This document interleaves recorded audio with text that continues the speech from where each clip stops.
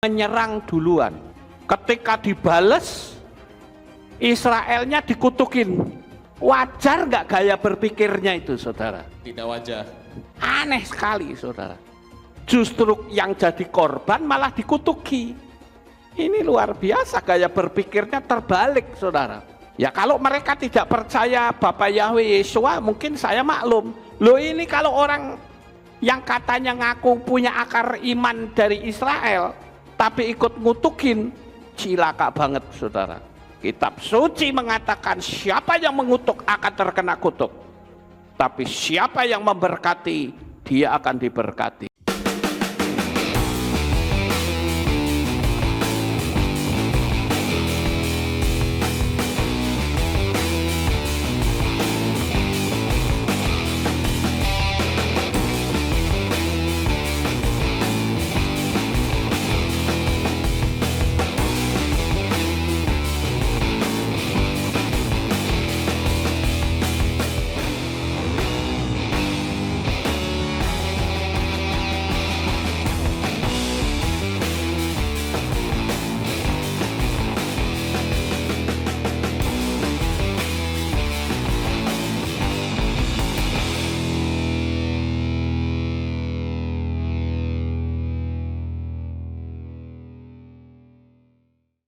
Shalom, Om Swastiastu, Nama Budaya, Salam Kebajikan.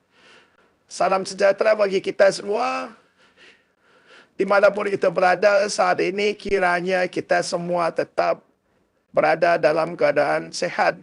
Dan apapun yang merupakan aktivitas kita sepanjang hari ini, kiranya Tuhan Yesus memberkati dan kembali berjumpa lagi di channel Gereja YouTube yang kita sayangi ini.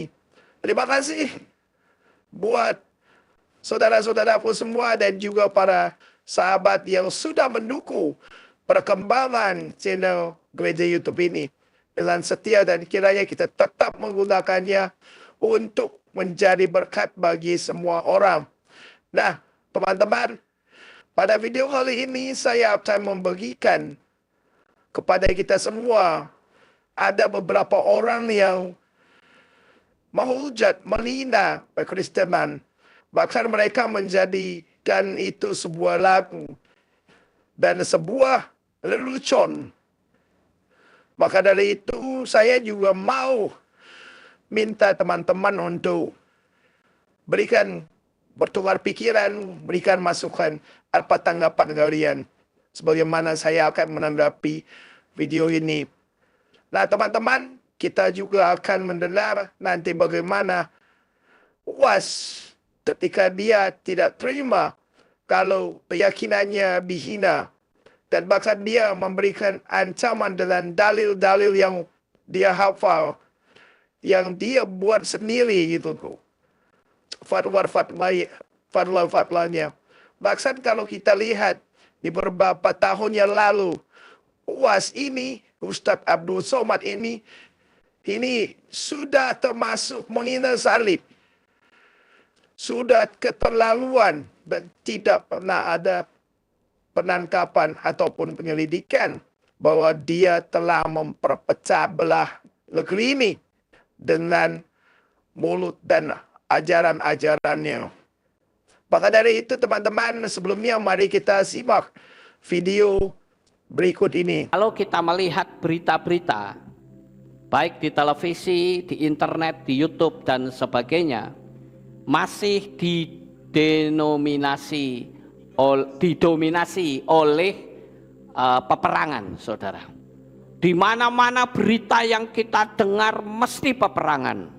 Dan ada sesuatu yang aneh yang orang mempertanyakan kepada saya, dan saya tentu harus bisa menjawab yang sesuai dengan firman Tuhan. Pertanyaannya adalah, kenapa ada orang-orang Yahudi yang muncul dan rame-rame berdemo, justru yang dilakukan oleh orang-orang Yahudi itu membela Palestina? Ini ada apa? Nah, ini saya harus bisa menjawab, saudara-saudara. Ini ada buktinya, mereka ya, ini orang-orang Yahudi yang ortodok loh. Mereka masih pakai topi, rambutnya dipelintir-pelintir. Jadi ini betul-betul orang-orang Yahudi, saudara, bukan orang Indonesia ya. Tapi mereka justru membela Palestina, saudara-saudara. Bahkan ada kabar juga mereka teriak-teriak minta supaya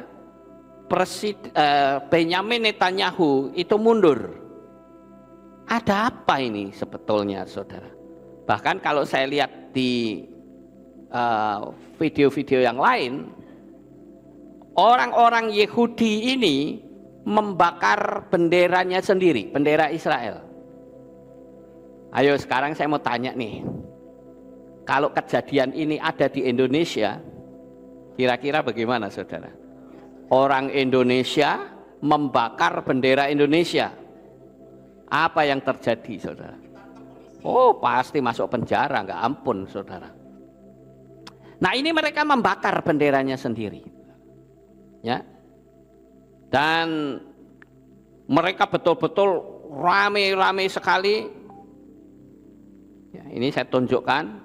Nah, ini mereka sedang membakar bendera. Nah, kalau kita lihat dari berita-berita ini, saudara-saudara, sebetulnya apa yang ada di pikiran orang-orang Yahudi ini? Nah, sekarang saya akan memberitahu kenapa mereka melakukan itu.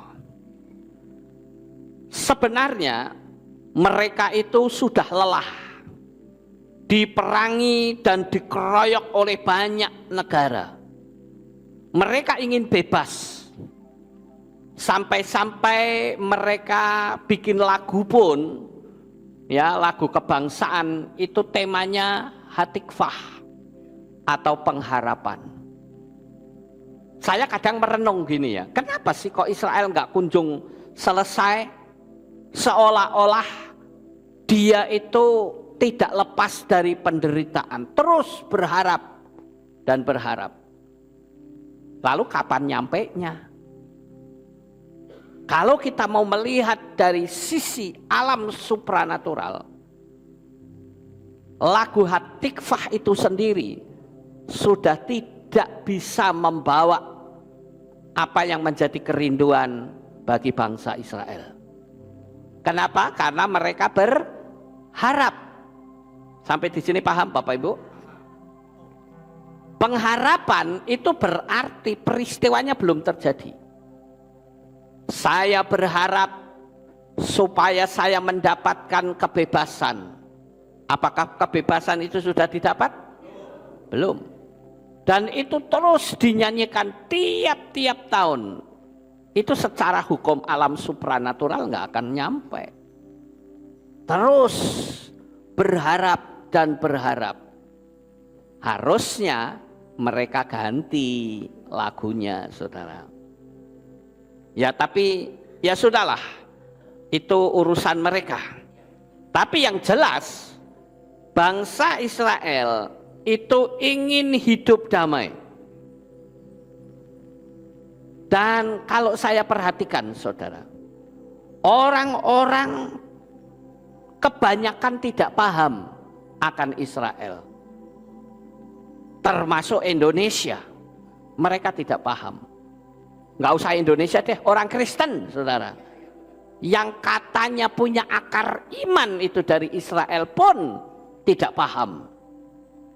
Contoh yang gampang, nama Tuhannya saja berubah jadi Arab dan Yunani. Itu sudah meleset, saudara.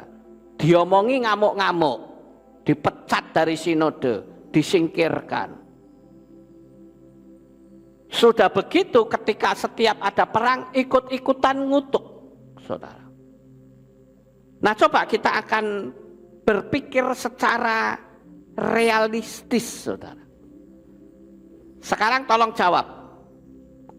Perang ini terjadi apa tidak kalau Hamas menyerang duluan? Ketika dibales, Israelnya dikutukin. Wajar nggak gaya berpikirnya itu, saudara? Tidak wajar. Aneh sekali, saudara. Justru yang jadi korban malah dikutuki. Ini luar biasa, gaya berpikirnya terbalik, saudara. Ya kalau mereka tidak percaya Bapak Yahweh Yeshua, mungkin saya maklum. Loh, ini kalau orang yang katanya ngaku punya akar iman dari Israel, tapi ikut ngutukin, cilaka banget, saudara. Kitab suci mengatakan siapa yang mengutuk akan terkena kutuk, tapi siapa yang memberkati, dia akan diberkati. Kita nggak usah bicara dan masuk ke ranah politik. Ini bukan masalah politik, tapi ini ajaran dari Tuhan bahwa kita diciptakan, dijadikan Tuhan mulut kita untuk bicara hal-hal yang baik, bukan bermulut kotor. Coba kita pakai gaya berpikir yang nalar, saudara. Bapak Ibu saudaraku yang terkasih, kembali saya katakan banyak orang yang tidak paham tentang Israel. Dianggap kalau orang Israel itu jahat kabeh, saudara. Semua jahat semua. Ada nggak orang Israel yang berhati baik? Oh, sangat banyak, saudara. Nggak usah itulah, kita bicara kabalah. Kalau saya bicara kabalah, orang akan berkata, oh itu satanik itu. Loh, Anda tahu nggak kabalah itu apa? Saya pernah pergi ke kampung kabalah yang disebut kampung Sefat. 2 kali kami ke sono. Kita belajar. Dan ternyata mereka tidak pernah satu kali pun mengagungkan setan. Bahkan mereka mengagungkan Bapak Yahweh, saudara. Walaupun mereka belum berani untuk menyebut namanya.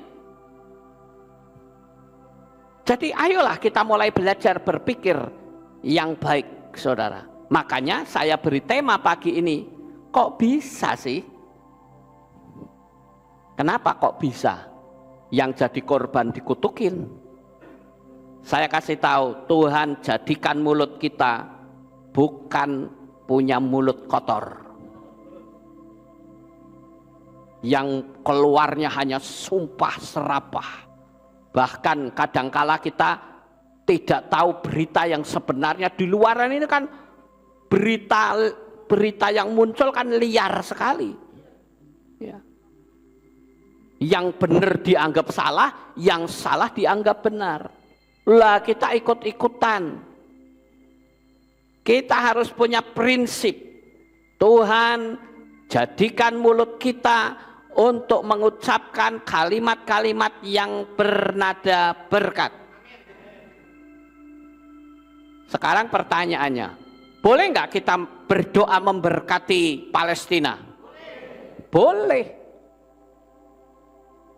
Kenapa? Karena mereka juga butuh diselamatkan. Kita doakan supaya mereka mengerti kebenaran. Karena orang Israelnya sendiri kadang banyak yang tidak ngerti kebenaran. Nah, sekarang kita akan lihat apa sebenarnya konsep yang ada dalam pikiran mereka. Kenapa kok mereka sampai minta Netanyahu mundur? Kemudian bendera Israel dibakar. Mereka teriak-teriak membela Palestina. Nah, itu saja kan sudah membuktikan bahwa tidak semua orang Israel itu membenci Palestina. Ya toh, saudara? Pakai logika kita berpikir. Jangan berpikir pakai logika terbalik. Bapak Ibu saudara yang terkasih, apa alasan mereka? Yang pertama, mereka sejak Israel menjadi merdeka tahun 1948. Itu sebetulnya orang-orang Israel, khususnya Yahudi Ortodok, mereka itu tidak suka. Loh, tidak sukanya karena apa? Karena sistemnya itu berubah. Dari sistem kerajaan berubah menjadi sistem presidensial. Menurut mereka itu tidak sesuai dengan Torah. Jadi mereka menolak sistem pemerintahan yang ada. Mereka, yang kedua, mereka itu intinya dari dulu menghendaki bukan sistem presidensial, tetapi mereka menghendaki sistem kerajaan. Karena mereka berpikir Torah nggak ada sistem presiden, nggak ada, adanya kerajaan, saudara.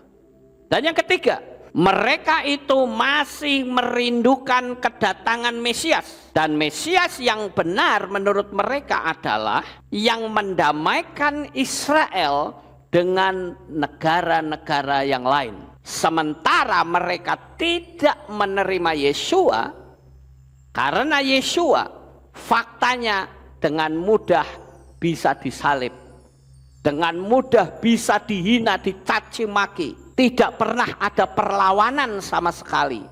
Sedangkan mereka berpikir seharusnya kalau memang Yeshua itu adalah Mesias, bebaskan kami dari sistem penjajahan Romawi. Sampai di sini Bapak Ibu bisa tangkap. Yang keempat, bagi mereka Yeshua bukanlah Mesias karena dia tidak mendirikan kerajaan Israel. Mereka tidak percaya dan tutup mata dan tidak mau mengakui bahwa Yeshua faktanya sudah bangkit dari kematian. Bahkan akibat dari berita bohong yang disebarluaskan oleh ahli Taurat dan orang Farisi, mereka lebih percaya pada institusi ketimbang percaya kepada sebuah fakta bahwa Yeshua itu memang sudah bangkit. Sekarang yang kelima, sistem pemerintahan menurut mereka itu sangat mengganggu untuk kedatangan Mesias. Jadi bagi mereka inilah saatnya kita berdemo supaya sistemik negara ini berubah menjadi kerajaan. Sampai di sini paham Bapak Ibu? Nah, sekali lagi saya katakan, banyak orang-orang Indo atau Indonesia, bahkan orang-orang Kristen yang tidak paham tentang Israel, yang sebetulnya orang Israel itu adalah cinta damai. Memang kita harus akui ada banyak sekali orang-orang, khususnya dalam kelompoknya si mata satu, mereka akan menguasai dunia ini. Tapi sangat banyak orang-orang Israel yang cinta damai. Kemarin ada orang yang menunjukkan kepada saya, Pak Lukas, itu orang-orang Yahudi bagaimana sih? Ada orang Kristen bawa salib diludahi katanya. Saudara lihat videonya kan? Itu viral, saudara. Saya jawabnya gampang. Pada masa itu adalah masa hari raya orang Yahudi, 7 hari raya. Lah mereka masih merayakan 7 hari raya kok bawa salib, saudara. Itu kan podo wae nantang. Itu kan sama saja penghinaan. Sementara orang Yahudi sendiri tidak menerima salib itu sebagai simbolnya mereka. Simbolnya mereka itu ya menorah. Ya kalau lewat-lewat aja mereka pasti akan tenang, saudara. Tapi kalau bawa salib kan kayak nantang gitu loh. Ya jangan salahkan mereka kalau mereka meludahi. Loh, mereka masih merayakan hari raya kok. Sama seperti kita waktu merayakan perayaan 7 hari raya. Kemudian ada orang yang ganggu pakai simbol-simbol lain. Apakah kita bilang, oh ya silakan, enggak apa-apa. Silakan. Ya nggak bisa begitu, saudara. Jadi kita mesti harus berpikir secara realistis. Apa sebetulnya yang sedang terjadi? Dan sekali lagi saya katakan, kita harus berhati-hati dengan berita-berita yang beredar secara liar. Sebaiknya jangan ikut-ikutan memihak siapapun, apalagi sampai ikut-ikutan mengutuki Israel. Justru kita harus berdoa memberkati Israel. Saya nggak peduli orang suka nggak suka, emang gua pikirin. Bapak Ibu Saudara yang terkasih, sekarang saya akan kasih tahu kepada saudara, dasarnya apa kok saya berani mengatakan bahwa orang Israel itu sebetulnya pingin sistem negaranya itu adalah sistem kerajaan, bukan sistem presidensial. Kalau saya perhatikan dari kitab suci, maka di situ kita diberitahu kesalahpahaman orang Israel tentang Mesias itu sudah ada dari dulu. Intinya adalah mereka berpikir yang namanya Mesias itu ya mereka berani berperang melawan penjajah. Masuk Mesias kok dipukulin ya diem. Masuk Mesias diludai, disalib ya diem. Mesias macam apa itu?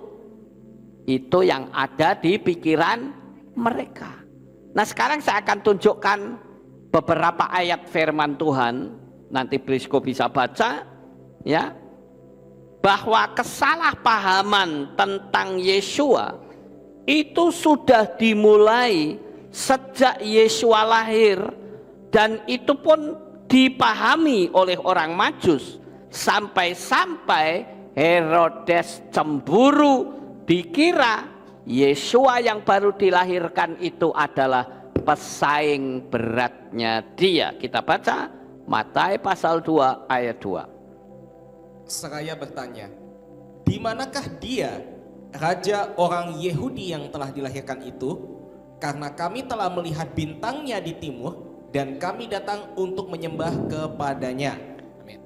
Saudara perhatikan, di manakah raja yang baru dilahirkan?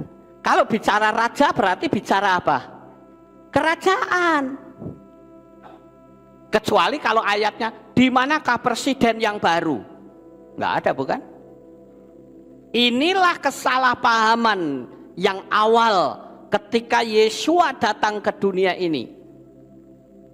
Dan kita tentu harus tahu bahwa Yesua datang ke dunia ini bukan mendirikan kerajaan secara fisik. Yesua datang ke dunia ini mendirikan kerajaan rohani. Yesua datang ke dunia ini bukan memporak-porandakan penjajahan, tetapi Yesua mendirikan kerajaan, memporak-porandakan sistem pemerintahan setan. Dengan apa? Dengan hukum kasih. Hebat bukan Bapak Ibu?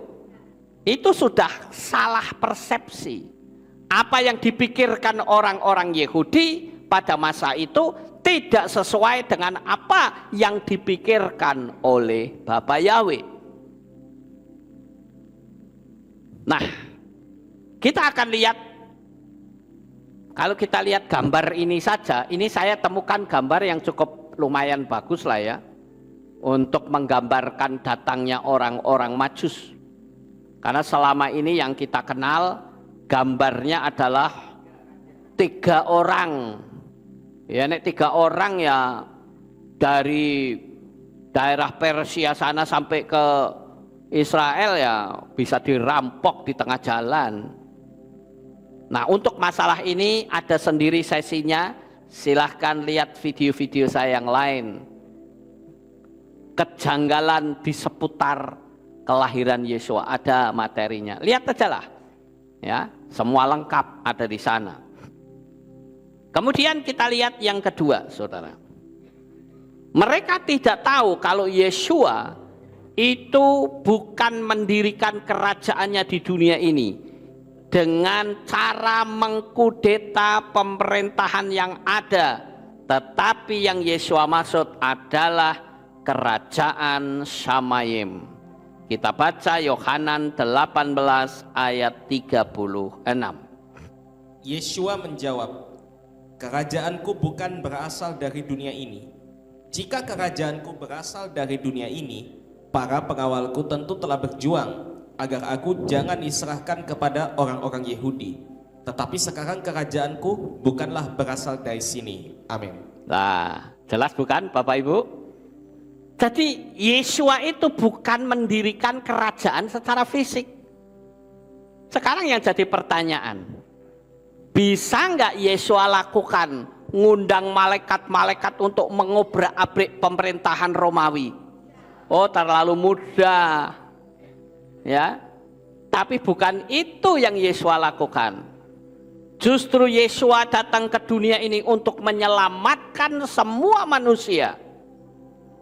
Ini yang mesti kita pahami, Bapak Ibu. Tapi kalau kita tidak paham, ya tidak mungkin kita percaya kepada Yesua. Emang dia itu siapa? Nah, sekarang kita lihat yang berikutnya. Murid-murid memiliki konsep yang berbeda dengan Yesua.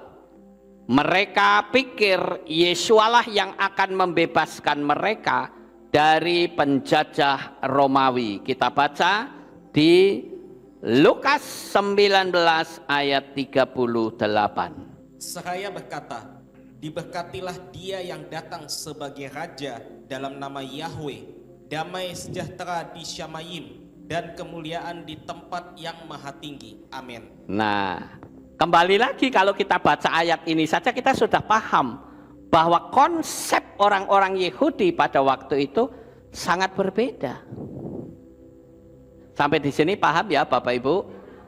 Agar supaya kita jadi semakin cerdas. Apa sebetulnya misi Tuhan?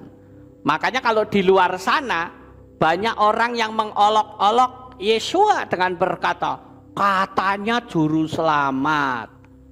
Lah juru selamat kok dipukulin ya nurut, diludahi nurut, dihajar, dihina, dicaci maki, dicambuk nurut, bahkan sampai dia mati. Mana ada Tuhan kok mati? Nah ini kan salah persepsi saudara. Nanti di bagian belakang saya akan kembali terangkan supaya kita itu ngerti, cerdas, hafal. Karena ini sudah menyangkut masalah keselamatan. Jangan sampai kita itu menjadi tidak selamat karena kita salah pemahaman tentang siapa sebetulnya Yesua itu. Jadi mereka orang-orang Yahudi itu berpikir harusnya ini dikalahkan. Atau setidak-tidaknya Yesua itu punya postur yang tinggi besar, ganteng, gagah, mungkin orang macam-macam sekali pukul jedot mati. Itu pikiran mereka begitu. Lah kok ternyata ini kok diapa-apain diam aja di mana adalah mereka itu akhirnya tidak bisa menerima Mesias karena konsepnya berbeda. Jadi sekali lagi ini adalah alasan-alasan secara yang tertulis dalam kitab suci.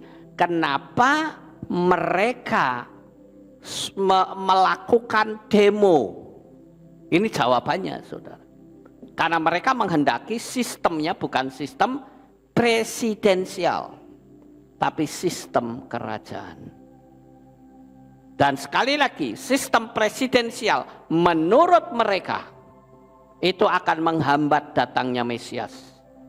Tapi bagi kita, mau sistem apapun, ketika waktunya sudah sampai, Yesua akan datang kembali sebagai hakim yang adil. Dia akan datang kembali sebagai mempelai pria kita. Ini yang saya katakan, kita memiliki sebuah pengharapan yang luar biasa.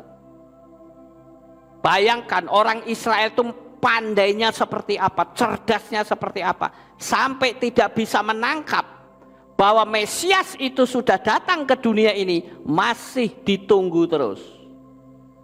Padahal sebentar lagi dia akan datang lagi, bukan sebagai bayi yang lemah, tetapi dia datang dengan segala kemuliaannya. Betapa bangganya kita bisa percaya kepada Yeshua HaMashiach. Kita lanjut yang berikutnya. Penjahat yang di kayu salib pun punya pemahaman yang sama, yaitu Yeshua itu sebagai raja. Artinya begini saudara, kalau saya terjemahkan secara gamblangnya begini. Ya sudahlah Tuhan, engkau kali ini kalah deh, nggak apa-apa. Tapi nanti kalau kamu datang lagi sebagai raja, ingat aku ya. Raja meneng, ya saudara. Itu konsep, sekali lagi konsep mereka adalah mengalahkan penjajah. Kita baca Lukas 23 ayat 42. Dan dia berkata kepada Yeshua, Tuhan, ingatlah aku manakala engkau datang dalam kerajaanmu. Amin. Nah, kembali lagi konsepnya masih sama. Jadi itulah konsep orang Yahudi dari zaman dulu sampai sekarang itu masih sama. Makanya saya katakan bahwa dengan adanya sistem pemerintahan sekarang, mereka berpikir ini menjadi penghambat datangnya Mesias. Mereka sudah kepingin segera mendirikan bait suci. Seperti kita ketahui bahwa sekarang sudah tersedia red heifer atau lembu merah. Dulu sudah ada, tapi sayang didiskualifikasi karena ekornya hitam. Mereka menemukan lagi red heifer yang lain. Ternyata didiskualifikasi lagi karena sekalipun semuanya merah, diketahui bahwa itu adalah rekayasa genetika. Nah sekarang muncul lagi nih red heifer. Dan yang kali ini betul-betul secara alamiah. Tidak ada sentuhan tangan manusia sama sekali. Tidak ada lagi rekayasa genetika, yang artinya masa kedatangan Mesias sudah sangat dekat. Karena ketika nanti dia datang, akan ada prosesi yang dipakai untuk menyucikan bait Elohim dengan lembu merah itu. Tapi saya tidak bicara di situ, saudara. Saya akan tetap fokus tentang kesalahpahaman orang Israel ini. Sekarang kita lihat yang lebih jauh. Sampai Yeshua dibangkitkan, murid-murid masih belum paham. Bahkan saat mereka dalam perjalanan menuju ke Emmaus pun mereka tidak tahu. Coba kita baca Lukas 24 ayat 21. Dan dahulu kami berharap bahwa dia adalah orang yang akan segera menebus Israel, tetapi kenyataannya dengan semua ini, hari ini memasuki hari ketiga sejak apa yang telah terjadi itu. Amin. Nah, mereka nggak paham saudara bahwa hari itu Yeshua sudah bangkit. Nah waktu itu Yeshua ikut jalan bersama murid-murid yang hatinya sedang kecewa. Aku kira dia akan memulihkan kerajaan bagi Israel. Nyatanya ya sudahlah, ayo kita jalan ke Emmaus sajalah. Lah di situ Yeshua tanya, kamu itu sedang ngomong apa sih? Jalan bareng loh saudara. Tapi mereka bisa tidak ngerti kalau mereka berjalan bersama Yeshua. Dan memang kalau kita perhatikan ayatnya, Yeshua itu wajahnya sudah berbeda. Mereka berjalan bersama, tapi mereka tidak tahu bahwa mereka berjalan bersama Tuhan mereka.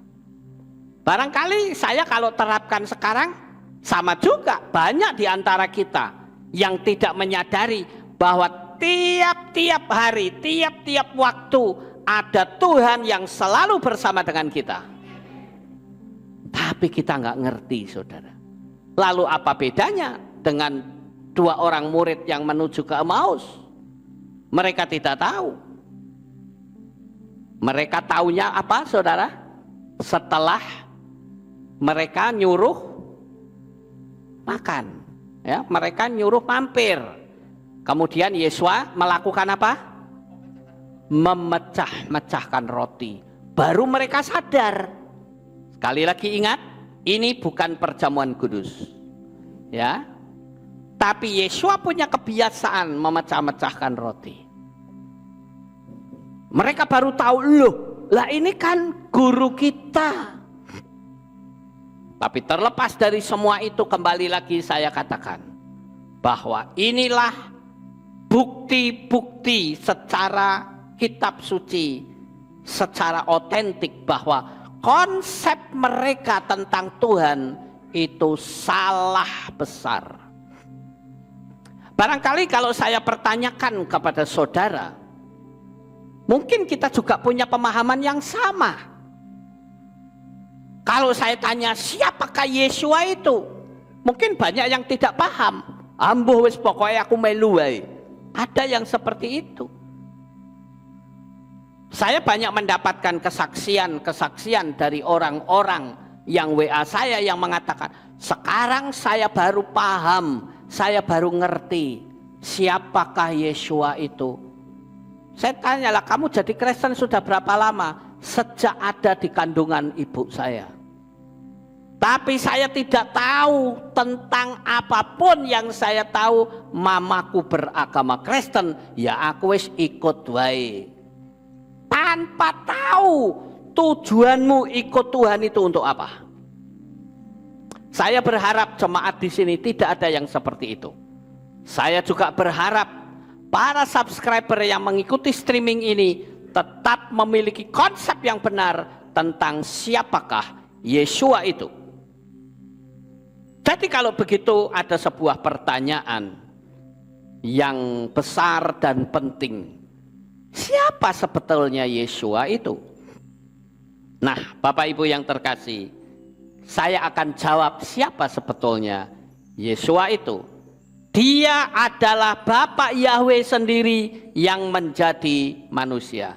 Yohanan 14 ayat 9. Yohanes 14 ayat 9. Yesua berkata kepadanya, telah demikian lama aku ada bersama kamu, dan engkau belum mengenal aku, Filipus?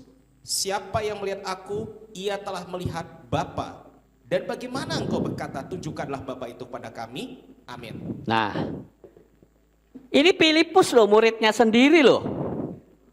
Nggak ngerti siapa itu Yesua. Sehingga dia tanya, guru, tunjukkanlah Bapa itu kepadaku. Kenapa Filipus bertanya seperti itu? Karena Bapa Yahweh tidak bisa dilihat dengan mata. Makanya supaya dia bisa dilihat dengan mata, maka Bapa Yahweh itu menjadi manusia. Makanya Yesus berkata, kalau kamu melihat aku, melihat Bapa. Paham Bapak Ibu? Jadi Yesus itu siapa? Dialah Bapa Yahweh sendiri. Gampang sebetulnya. Dan saya tunjukkan sebuah konsep teologi yang sangat simple. Tapi sayangnya dipelintar-pelintir dengan pola teologi bikin orang bingung, saudara. Sekarang saya tunjukkan. Yang di ujung sana itu kan ada cahaya tuh. Ya, yang kiri atas. Cahaya itu saya katakan itulah Yahweh, saudara. Nah sekarang Bapak Yahweh ingin menuntun umatnya, ya, dari Misraim menuju ke Kanaan. Dia memakai apa? Tiang awan dan tiang api. Jadi kalau begitu tiang awan dan tiang api itu siapa? Bapak Yahweh sendiri menjadi tiang awan dan tiang api. Nanti orang bilang, mana ada Tuhan kok jadi api, jadi tiang awan?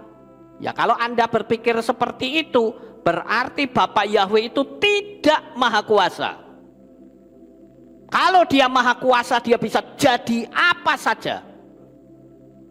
Kalau tidak bisa jadi tiang awan dan tiang api, Berarti Bapak Yahweh kalah sama Banaspati, saudara. Tahu Banaspati enggak? Ya, mungkin ada di antara teman-teman kita yang dari negara lain bingung, apa kuwi Banaspati? Banaspati itu adalah jin api atau setan api. Dia bisa menjelma menjadi api. Itu Banaspati. Mosok setan aja bisa, Bapak Yahweh nggak bisa. Sampai di sini paham? Kemudian kalau saudara lihat yang sebelah kanan, itu ada tangan yang menulis mene mene tekel ufarsin. Itu adalah tangannya Bapak Yahweh sendiri yang menulis di dinding kerajaannya Raja Belsasar. Karena dia sombong ditulis mene mene tekel ufarsin. Bahwa sistem pemerintahan raja itu diakhiri karena sombong. Pertanyaannya, tangan siapakah itu? Tangannya Bapak Yahweh, saudara. Jangan dipikir, oh itu tangan genderuwo. Tidak, saudara. Itu tangannya Bapak Yahweh sendiri. Amin. Jadi Bapak Yahweh bisa menjadi punggung tangan, bisa kan? Lawang Maha Kuasa ya bisa. Sakpenae. Ya. Terus pada waktu zaman Raja Nebukadnezar, ada 3 orang pemuda, Hananya, Misael, Azaria, disuruh menyembah patung buatan Raja Nebukadnezar. Dan 3 pemuda itu berkata, tidak, karena akan ada Elohimku yang akan melindungi aku. Tetapi seandainya tidak, aku tetap tidak akan menyembah patung buatan Tuanku Raja. Itu namanya iman. Iman itu artinya berani mengambil resiko. Itu iman, saudara. Dan ternyata ketika pemuda itu betul-betul dicemplungke di dapur api perapian yang menyala-nyala. Dan Raja Nebukadnezar kaget, loh tadi ada 3, kok sekarang ada 4. Siapa yang satunya ini? Tidak lain adalah Bapak Yahweh sendiri yang menjadi manusia. Tetapi dia jadi manusia tiba-tiba sudah jogrok gede, saudara. Berbeda pada saat menggenapi nubuatan. Bagaimana Bapak Yahweh menjadi manusia secara alamiah, secara natural. Untuk menyelamatkan kita. Karena dosa kita. Maka tidak ada satupun manusia yang bisa selamat. Maka saya memberitahu kepada saudara sekalian, kalau mungkin hatimu sekarang sedang kecewa, seberat-beratnya kecewa, jangan sekali-kali tinggalkan Bapak Yahweh dan Yeshua HaMashiach. Engkau akan mati binasa. Kenapa? Karena engkau yang akan membayar dosamu siapa? Yang membayar engkau dari dosa itu siapa? Darahnya Nabi siapa yang bisa? Tidak ada satupun Nabi yang darahnya bisa untuk membayar engkau dari dosa. Tidak bisa. Kenapa? Karena manusia itu sudah jatuh dalam dosa. Darah orang berdosa tidak mungkin menyelamatkan orang berdosa. Yang bisa menyelamatkan adalah darah yang maha suci. Darah yang tidak pernah melakukan kesalahan. Darah yang tidak pernah berbuat dosa. Itulah darahnya Yeshua HaMashiach. Jadi urutannya itu gampang, saudara. Bapak Yahweh menjadikan manusia. Manusianya berdosa. Maka manusia harus bayar dengan darah. Tapi karena Bapak Yahweh tidak punya manusia yang sempurna, maka diganti dengan darah domba, darah binatang. Loh kok darah binatang bisa? Bisa. Karena apa? Binatang itu tidak berdosa. Tidak pernah dalam kitab suci kita mengatakan dombanya Abraham, domba yang berdosa. Kenapa? Lah tukang ceruduk. Enggak begitu, saudara. Sekalipun domba seruduk-serudukan, bahkan ada yang mati, tapi tetap tidak ada domba yang Tuhan ampuni ya, musuh saya kepalanya pecah. Nggak ada seperti itu.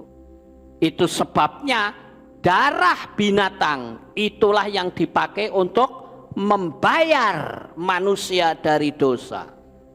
Tetapi itu harus diperbaharui dari tahun ke tahun, khususnya pada saat perayaan Hari Raya Yom Kippur. Saat perayaan Yom Kippur, imam besar akan menumpangkan tangannya atas 2 domba. Yang satu disembelih, yang satu tanduknya dikasih ikat tali kermisi, kemudian dilepaskan di padang gurun yang disebut dengan Azazel. Maka ketika domba itu mati, didapati tali kermisinya menjadi putih. Maka ada ayat yang mengatakan, sekalipun dosamu merah seperti kermisi, akan menjadi putih seperti salju. Bapak Ibu yang terkasih, darah binatang akan terus diperbaharui. Sekarang bagaimana caranya agar tidak perlu lagi menggunakan darah binatang? Maka sekali lagi tuntutannya adalah harus ada manusia yang sempurna, yang berani mencurahkan darahnya untuk membayar manusia dari dosa. Sekali lagi, dunia ini tidak ada manusia yang sempurna, karena dia sudah ada dalam dosa. Yang sempurna itu adalah Bapa Yahweh, sedangkan yang harus bayar itu adalah manusia. Maka tidak ada cara lain kecuali Bapa Yahweh menjadi manusia. Paham Bapak Ibu? Itu sebabnya tadi dalam ayat bacaan dia katakan, kalau kamu melihat aku Filipus, kamu melihat Bapa. Saya ambil sebuah ilustrasi. Ada orang yang berada di sebuah pedalaman. Dia sering mengakses streaming kita, tapi namanya di pedesaan, yang bisa ditangkap hanya suaranya saja. Orang di desa terpencil itu mereka kenal siapa itu gembala jemaat Kehilat Aleph Tau. Mereka taunya Lukas Sutresno, tapi wajahnya nggak tahu, saudara. Nah, sekali waktu saya berkunjung ke sana, lalu saya cerita tentang iman dan sebagainya. Orang di situ bilang, Pak, tolong tunjukkan gembalanya Lukas Sutresno macam apa. Saya akan jawab, kamu melihat aku, kamu melihat gembalanya Aleph Tau. Paham nggak Bapak Ibu? Jadi kalau begitu, ketika Yesua berkata, kamu melihat aku sama seperti kamu melihat Bapa, artinya Yesua itu siapa? Ya Bapak Yahweh sendiri. Kenapa orang pusing muter-muter, saudara? Bahkan ada sekarang konsep Yesua dengan Yahweh itu pribadi yang berbeda. Ya wes, bukan ehad lagi dong kalau begitu. Sampai di sini paham? Nah, sekarang Bapak Yahweh yang Maha Kuasa itu, dia bisa berubah wujud dalam rohnya, yaitu wujud burung merpati. Bisa? Bisa. Loh, dia mau jadi apa ya terserah, saudara. Nah, sekarang kenapa orang begitu pusing bingung nggo karepe dhewe? Karena ini loh sebutannya, saudara. Bapak Yahweh jadi manusia.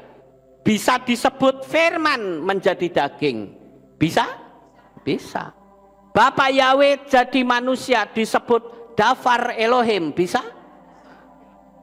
Bapak Yahweh jadi manusia disebut anak manusia. Bisa?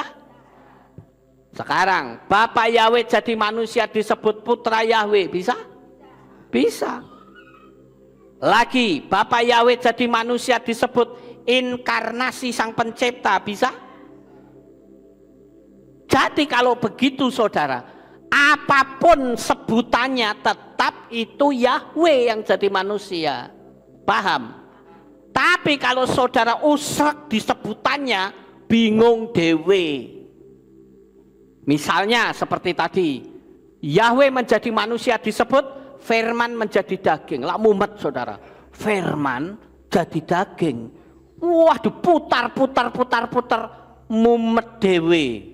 Ini hanya sebutan. Anda mau menyebut inkarnasi silahkan, mau nyebut anak Yahweh silahkan, mau nyebut dafar Yahweh silahkan, mau nyebut apapun, tetap yang mati di kayu salib adalah Yahweh yang menjadi manusia.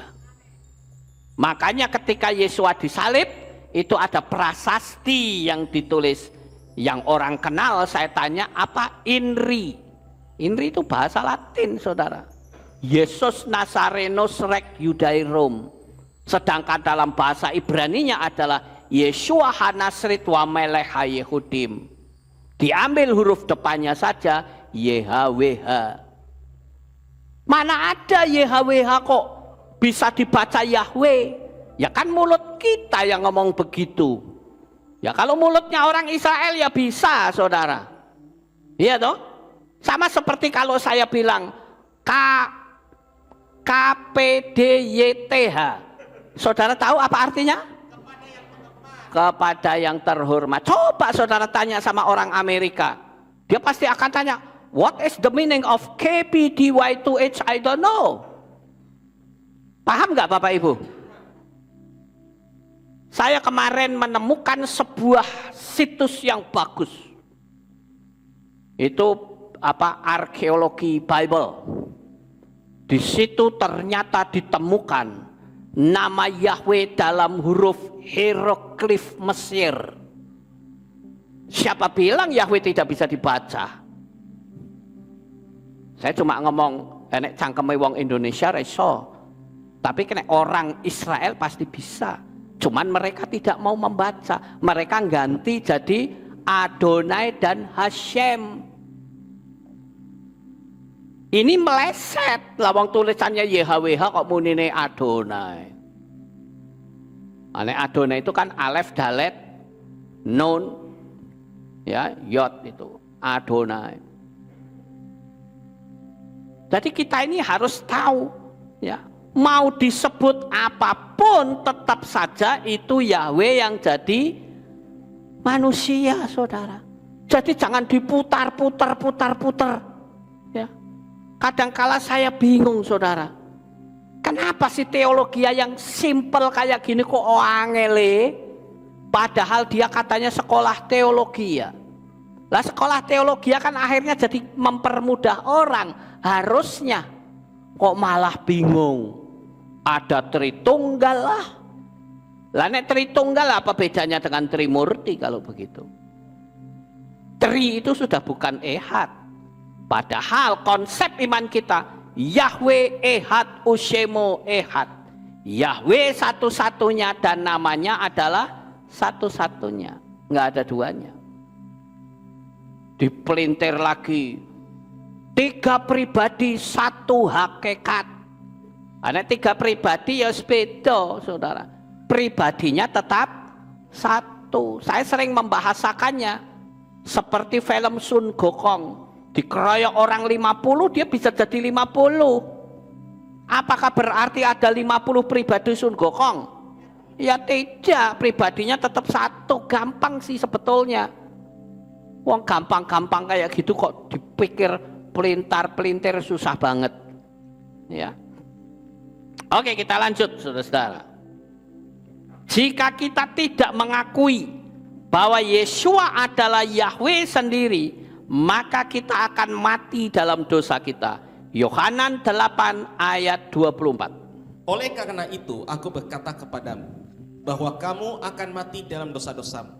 Sebab jika kamu tidak percaya bahwa akulah dia, maka kamu akan mati dalam dosa-dosamu. Amin. Tuh kan, Yesua ngomong apa? Akulah dia.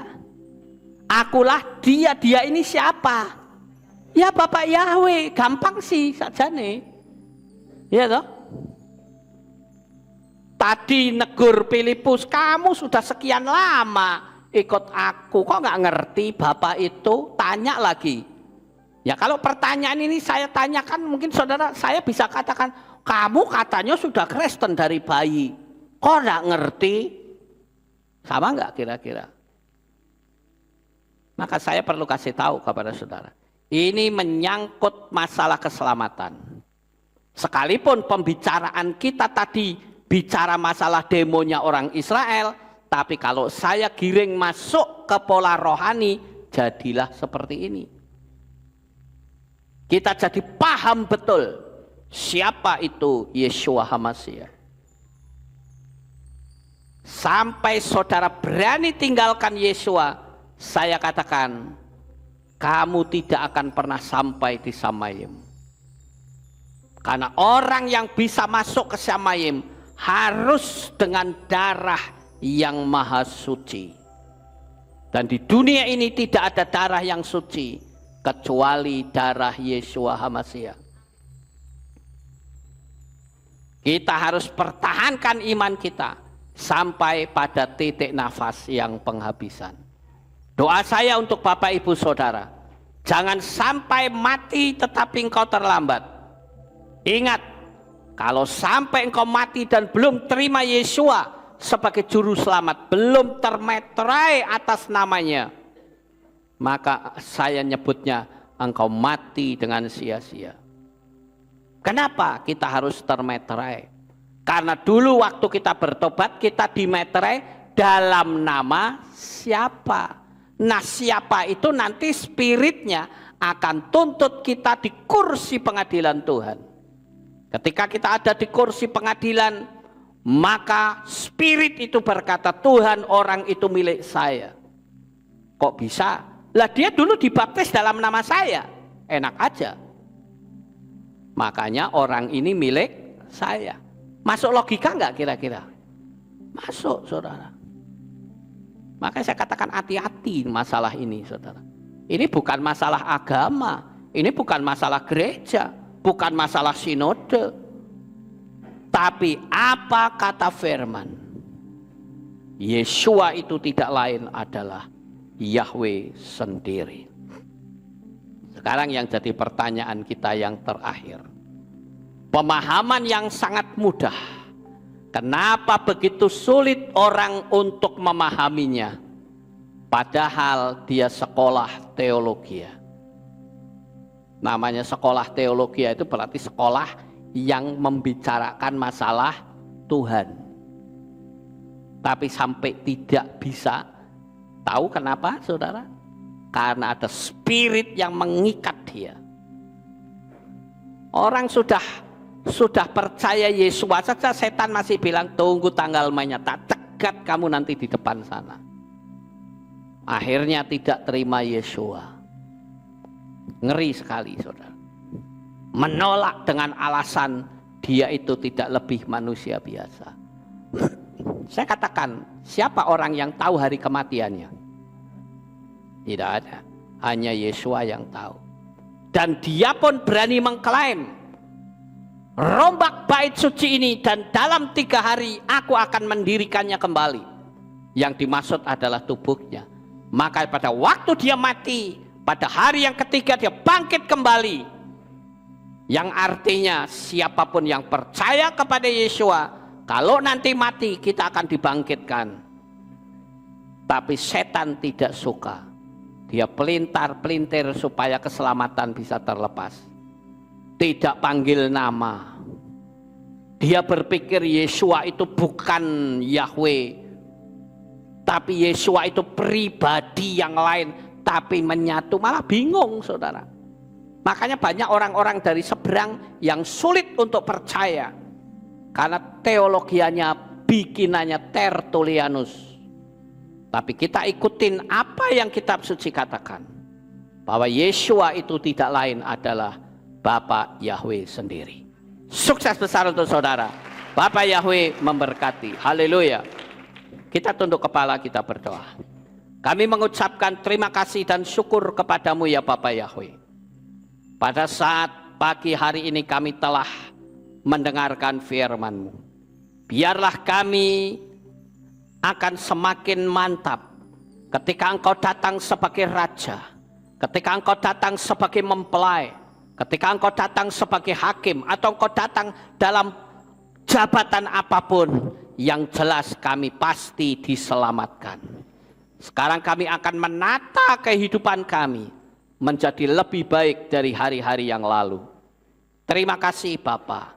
Apa yang kami lakukan adalah wujud dari cinta kasih kami kepadamu. Terpujilah Engkau, di dalam nama Adonai Yeshua HaMashiach kami sudah berdoa. Semua yang percaya berkata, amin. Nah, jadi itu dia videonya teman-teman. Kita sudah melihat bagaimana daya mereka mengolok-olok, ya, mengolok-olok, ya, mengolok-olok Tuhan Yesus tadi. Dan kita lihat video dari awal tadi tentang apa yang disampaikan oleh Ustaz Somad secara tegas. Dia menyampaikan apabila ada orang yang menghina nabinya, yang mencaci maki ajaran Allahnya, itu halal ditumpahkan darahnya, gitu, halal untuk diminum darahnya. Itu secara tegas disampaikan oleh Ustaz Somad. Bahkan kalau ada yang murtad atau keluar dari Islam, maka halal juga ditumpahkan darahnya. Nah, saudara-saudara, ketegasan Ustaz Somad ini, dia tidak berpikir, ya, bahwa dia pernah melakukan hal yang sama, yaitu menghina agama Kristen. Yaitu ketika dia mengatakan bahwa di dalam salib itu ada jin kafir. Salib orang Kristen adalah merupakan simbol yang di mana Tuhan Yesus menyelesaikan penebusan di atas kayu salib. Di mana Yesus memberikan nyawanya di atas kayu salib untuk menebus seluruh umat manusia dari hukuman dosa. Nah, teman-teman, tapi sama mereka dilakukan hal itu, teman-teman. Mereka mulai mengancam, menakut-nakuti orang dengan pakai dalil, pakai fatwa, dengan ayo tumpahkan dana mereka, dipasu, kepalanya dipacu, lehernya harus disembelih. Mereka mulai mengancam kita. Ketika agama mereka dikritik atau ajaran mereka dikritik, mau yang mereka ini, hanya mereka aja yang bisa menghina agama Kristen. Agama lain tidak boleh menghina agama mereka. Jadi ini yang perlu kita perhatikan di negeri kita ini. Itu yang sering terjadi. Kenapa ada saling hujat-menghujat, hujatan-hujatan yang lahir. Teman-teman, karena ada yang memulai. Kalau tidak ada yang memulai, maka tidak akan pernah ada yang namanya hinaan, hujatan terhadap agama lain. Bahkan kalau kita lihat, saudara-saudara, kita polemikus ini yang suka membelokkan ayat Alkitab, menghina Alkitab, menghina Tuhan Yesus dengan segala macam penuntutan Tuhan Yesus. Tuhan Yesus pernah nikah lah, mencuri kedelai lah, pernah pakai kolor lah. Banyak sekali yang menghina mereka. Mereka ini sifat-sifat yang radikalis. Ada banyak yang mereka bahas tentang hal itu. Padahal mereka tidak mendapatkan dalil, tidak mendapatkan fatwa sama sekali bahwa Yesus melakukan hal seperti yang mereka katakan itu. Tetapi bagi mereka, itu merupakan dakwah yang bisa diperjualbelikan untuk umatnya saat dakwah. Dan itu laris, saudara. Ketika dakwah, dia membawakan itu dengan menjelek-jelekkan firman Tuhan, menjelek-jelekkan Injil, menjelek-jelekkan Yesus. Itu laris, saudara. Ketika dibawa di meja mimbar dakwah mereka. Dan panggilan untuk jadwal schedule dakwah semakin banyak lagi. Karena mereka menjual Injil yang begitu ya, saudara. Mereka itu merupakan dakwah, jadi Jadi kalau giliran kita untuk membicarakan keyakinan mereka, mereka sudah mulai kepanasan. Oh, mereka sudah mulai cengar-cengir. Mereka mulai untuk melaporkan, mulai untuk mengatakan ini jalurnya penista agama. Gitu ya. Giliran kita untuk membicarakan keyakinan mereka, aduh jah. Mereka langsung kejang-kejang. Kepanasan, mereka sudah tidak terima. Mereka sudah mulai akad bicara di berbagai media sosial. Bahkan BTV seperti yang viral kemarin. Channel Sudan Abi ya. Yang teman-teman memang apa yang ditampilkan oleh Sudan Abi ini menurut saya itu sesuai dengan dalil-dalil dan animasi tersebut itu jelas. Tersebut itu adalah dalil-dalil. Tetapi karena mereka tidak terima, tidak mau diungkap hal itu, ya mereka marah. MUI marah, lamuk. Pemerintah aparat kepolisian untuk segera menutup atau mencari admin yang punya channel Sudan Abi itu. Nah, tapi kita tidak tahu sampai sekarang, sampai di mana pencarian itu.